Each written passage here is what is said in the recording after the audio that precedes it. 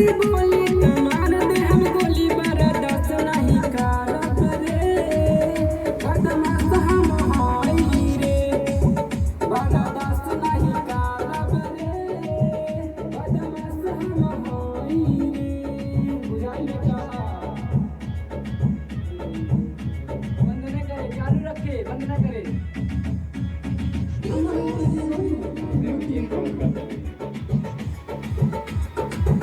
हमारे तो जिंदगी का गनौर बंदूक बा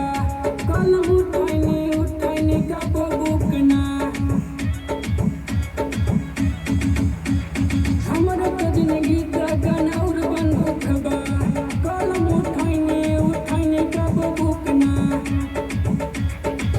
रखिला न पावर हम केहू से न डरब सुन बात जवन कही रे बदमाश हम हई रे बर्दाश्त नहीं करब रे बदमाश हम हई रे सिस्टम के नीचे रह बेटा बुझाई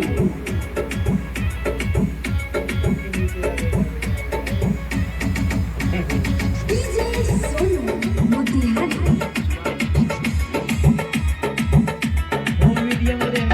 पुलिस थाना कितना बाटे प्रशासन चलेला बीजे खान जादव जी के शासन बुझाई